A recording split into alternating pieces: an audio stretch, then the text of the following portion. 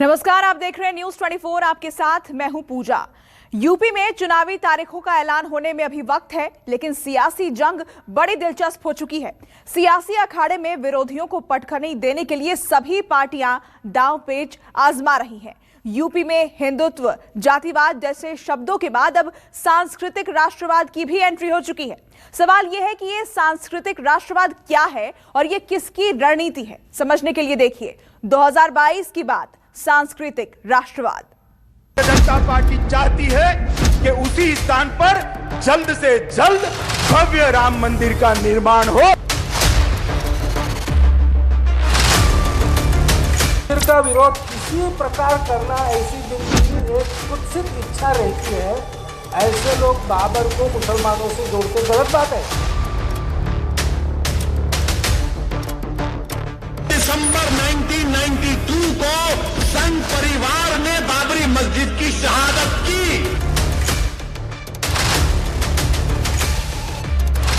हिंदुत्व की आड़ में किस्म किस्म के हथकंडे इस्तेमाल करके लोगों की भावनाओं को भी भड़का रहे हैं।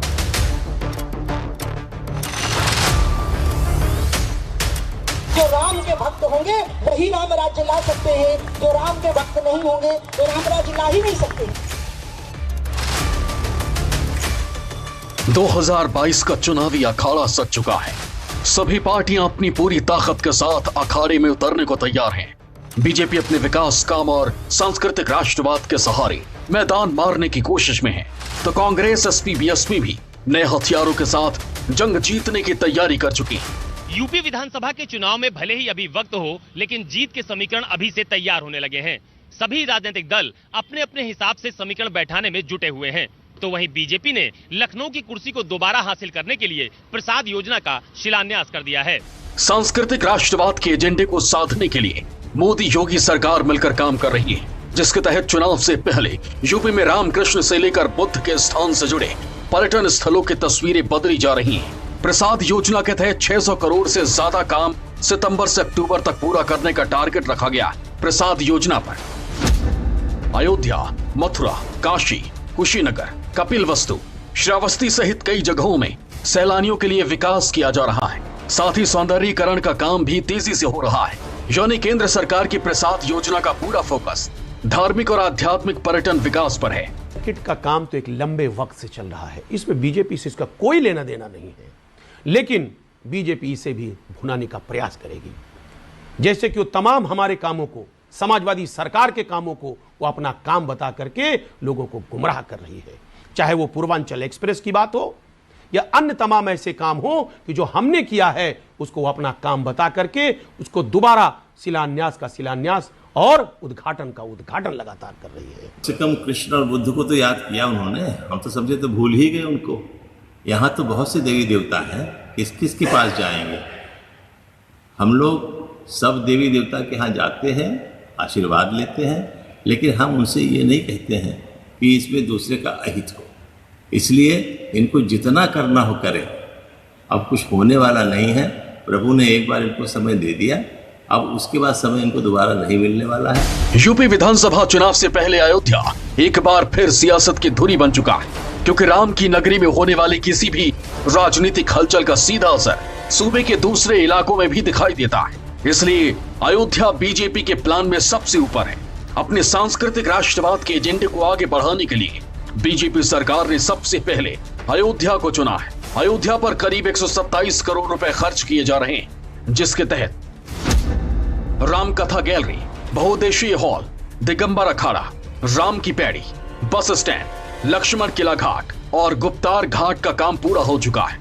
फुटपाथ, पंचकोसी परिक्रमा और tourist shelter, multi level parking का भी काम इसी महीने तक पूरा होने की संभावना है। यूपी विधानसभा के चुनाव में हिंदुत्व बीजेपी का सबसे बड़ा ट्रम्प कार्ड हो सकता है। अयोध्या में राम मंदिर निर्माण के साथ 2022 का पहला चुनाव होगा, जिसे भुनाने की बीजेपी पूरी कोशिश करेगी। वहीं दूसरी तरफ सांस्कृतिक राष्ट्रवाद को भी अपने चुनावी एजेंडे में शामिल कर सकती है बीजेपी। अयोध्या में जैसे ही प्रधानमंत्री मोदी ने राम मंदिर की नींव रखी, वैसे ही मंदिर निर्माण के साथ साथ पूरी अयोध्या में कायाकल्प तेजी से शुरू हो गया। खुद अयोध्या में चल रहे विकास कामों को देखने के लिए मुख्यमंत्री योगी आदित्यनाथ भी कई बार दौरा कर चुके हैं। राम मंदिर की नींव को 1 साल पूरा होने पर योगी ने भगवान राम का आशीर्वाद लिया था। अयोध्या में 1200 एकड़ में नई अयोध्या बसाई जाएगी। 81 देशों के धार्मिक दूतावास तैयार होंगे। शहर में 20,000 करोड़ से ज्यादा की परियोजनाओं पर काम हो रहा है। मर्यादा पुरुषोत्तम श्री राम अंतर्राष्ट्रीय हवाई अड्डे की शुरुआत को लेकर भी योगी गंभीर हैं। अयोध्या में 6 भव्य द्वार बनाए जाएंगे। सरयू नदी के आसपास सौंदर्यीकरण का काम हो रहा है। 2022 में अयोध्या के साथ साथ बीजेपी के एजेंडे में प्रधानमंत्री मोदी की संसदीय सीट काशी का कायाकल्प भी है। प्रधानमंत्री मोदी का ड्रीम प्रोजेक्ट कहे जाने वाले श्री काशी विश्वनाथ धाम को बीजेपी विधानसभा चुनाव से पहले पूरा करा लेना चाहती है। साथ ही इसको विकास के मॉडल के तौर पर लोगों के बीच लेकर जाने की भी रणनीति में जुटी है। प्रसाद योजना के तहत वाराणसी में करीब 45 करोड़ का काम हो रहा है। घाटों की लाइटिंग का कार्य पूरा हो चुका है। Audio system, facade development, footpath का काम हो रहा है। 80 घाट पर बुनियादी सुविधाओं के विकास का काम हो रहा है। पंचकोसी परिक्रमा का काम भी इसी महीने पूरा हो सकता है। इसके अलावा काशी में ही 800 करोड़ की लागत से काशी विश्वनाथ कॉरिडोर तैयार हो रहा है। कॉरिडोर में 7 तरह के खास पत्थरों का इस्तेमाल हो रहा है। 33,075 स्क्वायर फीट में मंदिर परिसर तैयार किया जा रहा है, जबकि पूरा कॉरिडोर 5,27,730 स्क्वायर फीट भूमि पर बन रहा है। गंगा परियोजना और गंगा गैलरी पर भी काम हो रहा है। म्यूजिक और आध्यात्मिक पुस्तक केंद्र बन रहे हैं। दावा किया जा रहा है कि योगी सरकार प्रधानमंत्री मोदी के सपने को साकार करके चुनाव में फायदा लेने का प्लान तैयार कर रही है। कहा तो यह भी जा रहा है कि चुनाव से पहले ही इसको तैयार कर सरकार जनता को समर्पित कर देगी।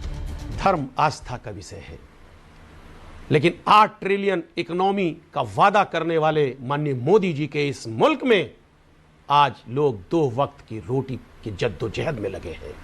लोग खाना नहीं पा रहे हैं, भूखमरी के कगार पर आ गए हैं। इकोनॉमी हमारी पूरी तरह से नीचे चली गई है और इंडिविजुअल आदमी की अगर इनकम को देखा जाए तो 97% घट गया है।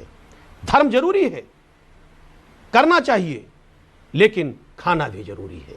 धार्मिक विकास के को प्रयास योजना कहा जा रहा है, तो मैं तो समझता हूं कि ये इससे ज़्यादा गलत बात कोई और तो हो ही नहीं सकती है। अज्ञानता है इनकी जो ये सोच रहे हैं। धर्म की सेवा करना अगर प्रयास योजना ही बना रहे हैं उसको, तो इसका मतलब आज तक इन्होंने कुछ भी नहीं किया था धर्म के बारे में, धार्मिक विकास के बारे में कोई बात नहीं की थी। जो आज प्रयास योजना शुरू कर रहे हैं वो भी प्रयास योजना, मतलब और कोई चीज़ नहीं दिखाई पड़ी। थोड़ा सा काम करने, प्रयास करने की कोशिश कर रहे हैं। एक तरफ जहां यूपी में जाति धर्म का गुणागणित चल रहा है, सियासी दल अपने अपने हिसाब से समीकरण तैयार कर रहे हैं, लेकिन बीजेपी अपने ही पुराने मुद्दों को नए पैकेट में भरकर जनता के बीच जाने की तैयारी कर रही है, जिसे सांस्कृतिक राष्ट्रवाद का नाम दिया जा रहा है। Bureau report, news 24। तो अयोध्या और काशी ही नहीं बल्कि भगवान कृष्ण की जन्मभूमि मथुरा का नाम भी बीजेपी अपने चुनाव प्रचार में शामिल करेगी। प्रसाद योजना के तहत पार्टी मथुरा, चित्रकूट और बुद्ध सर्किट पर भी काम कर रही है ताकि 2022 में कोई कसर बाकी न रह जाए। सवाल यह है कि बीजेपी के सांस्कृतिक राष्ट्रवाद के खिलाफ विपक्ष के पास क्या हथियार है, इस रिपोर्ट से समझिए।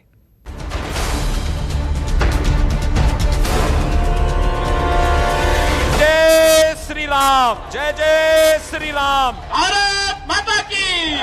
काशी और मथुरा की मस्जिदों का तुम्हारे पास नहीं है तो केस विड्रॉ करो ना। 1000 साल पूर्व से हम भारत के सब लोगों का डीएनए, सब लोगों का निरपवाह डीएनए समान है। आरएसएस प्रमुख देश की राजनीति को विभाजनकारी बताकर जो कोस रहे हैं, ये ठीक नहीं है।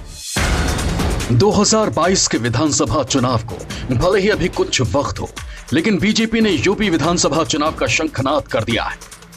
पार्टी ने साफ कर दिया है कि विपक्ष भले ही जाति धर्म और दूसरे मुद्दों की सियासत को बुलंद करता रहे, वो अपने दशकों पुराने मुद्दे को और धारदार तरीके से आम लोगों के बीच लेकर जाएगी। 2022 की चुनावी रणनीति के तहत यूपी में कमल खिलाने के लिए बीजेपी ने तय किया है कि पार्टी अयोध्या और काशी के विकास के साथ साथ मथुरा, बुद्ध सर्किट और चित्रकूट धाम का भी कायाकल्प करेगी। यानी पार्टी सूबे के विकास के साथ हिंदुत्व और सांस्कृतिक राष्ट्रवाद के तहत 2022 के रण में उतरेगी। 2022 के महासमर में अयोध्या से लेकर कुशीनगर और मथुरा से लेकर काशी तक सियासत की धुरी घूम रही है। बीजेपी इस बार राम के नाम के साथ साथ कृष्ण और बुद्ध के नाम को भी पूरी तरीके से बुलंद करेगी। यानी कि बीजेपी की प्रचारण नीति में आस्था के साथ साथ पर्यटन को भी पूरा बल दिया जाएगा। सांस्कृतिक राष्ट्रवाद के एजेंडे पर चलते हुए बीजेपी सरकार अपनी प्रसाद योजना के तहत भगवान कृष्ण की जन्मस्थली का कायाकल्प करेगी, जिसके तहत सरकार ने गोवर्धन के पर्यटन विकास के लिए करीब 39.73 करोड़ रुपए की मंजूरी दे दी है। मथुरा में अब गोवर्धन परिक्रमा के मार्ग पर furniture, CCTV, sound system, wifi system जैसे विकास के काम बड़े तेजी से हो रहे हैं। विकास के काम के साथ साथ बीजेपी योगी सरकार के काम जैसे मथुरा में भव्य कृष्णोत्सव और बरसाना में भव्य रंग उत्सव का आयोजन को चुनाव प्रचार में इस्तेमाल करेगी। और एक खुशी की बात है, हिंदुस्तान के हर आदमी के लिए खुशी की बात है कि आज अयोध्या में एक बड़ा भव्य राम मंदिर बनने जा रहा है। दूसरे इलाकों में भी निश्चित रूप से पर्यटन का विकास हम कर रहे हैं। जो हमारे धार्मिक पर्यटन हैं, वहाँ पर्यटक आएँ, इसके लिए उनका विकास होना जरूरी है। तो इसको मुझे लगता है कि चुनाव के नज़रिए से देखा जाना थोड़ा सा अन्यायपूर्ण होगा। ये हमारा कर्तव्य है। 4.5 साल में योगी आदित्यनाथ जी की सरकार है और निश्चित रूप से जो हमारे धार्मिक केंद्र हैं, धार्मिक पर्यटन केंद्र हैं खास तौर से, और धार्मिक लोग जहाँ पर आते हैं उनका विकास करना एक दायित्व योगी जी का था और योगी जी उसी दायित्व को पूरा करना है। लेकिन हिंदू समझ गया ये हिंदुत्व का एजेंडा दिखावा है, बाकी सत्ता की लालच है। इनका बस चले तो ये इनके खिलाफ जो कुछ भी हो, इनकी स्टाइल एकदम तालिबानी वाली हो गई है। कई इनकी विंग्स हैं जो तरह तरह की लोगों को भ्रमित करती हैं और उन सब चीज़ों को लेके जो ये आगे बढ़ रहे हैं, जनता इनको सबक सिखाए। साथ ही भगवान राम से जुड़े एक और धाम चित्रकूट के पर्यटन विकास पर भी सरकार काफी ध्यान दे रही है।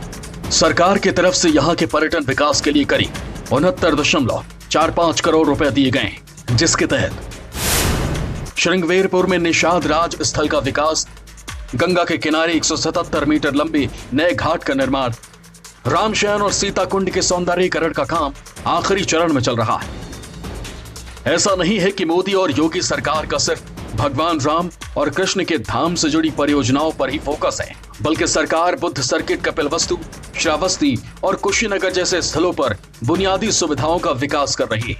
बुद्ध सर्किट के लिए सरकार 600 करोड़ रुपए खर्च कर रही है, जिसके तहत कपिलवस्तु में साइनेज, सीसीटीवी और wifi, solar lighting, Buddha theme park जैसे तमाम काम किए जा रहे हैं। चुनावी फायदे के लिए बीजेपी कुछ भी नाम दे सकती है, क्योंकि बीजेपी का जो आधार है पॉलिटिकल, वो धार्मिक उन्माद पैदा करके राजनीति करना है। उसने धार्मिक उन्माद पैदा करके लोगों की भावनाओं को भड़काकर उसने 2 सीटों से 351 का सफर तय किया है। लेकिन 2022 का चुनाव अब कानून व्यवस्था, विकास, बेरोजगारी पर होने जा रहा है। ये बीजेपी को पता हो चुका है, इसलिए उसके पैर के नीचे से जमीन खिसक चुकी है और वो लगातार अलग अलग राग अलाप रही है। हम इसे किसी भी रूप में नहीं देख रहे हैं। हम ये जान रहे हैं कि इनके पास अब कोई योजना नहीं रह गई, इसलिए सांस्कृतिक राष्ट्रवाद का नारा लगा रहे हैं और उस पर ये काम करने की कोशिश कर रहे हैं। मगर जनता जो है इनसे पूरी तरह से त्रस्त हो चुकी है। व्यापार पूरी तरह से ठप हो चुका है, बेरोजगारी चरम सीमा पर है, कानून व्यवस्था एकदम ध्वस्त हो गई है। कोरोना में जिस तरह से वैक्सीनेशन हो रहा है, स्कूल खोलने जा रहे हैं और बच्चों के टीके लगे नहीं हैं, तो ये सारी व्यवस्थाएं ऐसी हैं जिसकी वजह से इस योजना का कोई असर इस सरकार पर नहीं पड़ने वाला। उधर 2022 के लिए बीजेपी की बदली हुई रणनीति को देखते हुए कांग्रेस ने भी नए समीकरण साधने की कोशिश की है। कांग्रेस महासचिव अभी से ही मंदिर और धर्म स्थानों के दर्शन कर रही।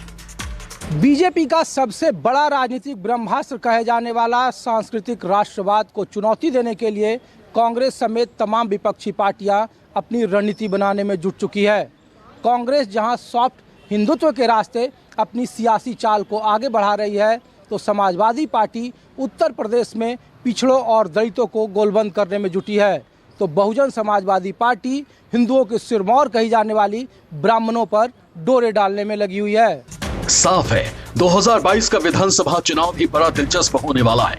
बीजेपी ने तो अभी से अपनी रूपरेखा तय कर दी है। ऐसे में देखना यह है कि बाकी दल बीजेपी को घेरने के लिए क्या रणनीति तैयार करते हैं। Bureau report, news 24।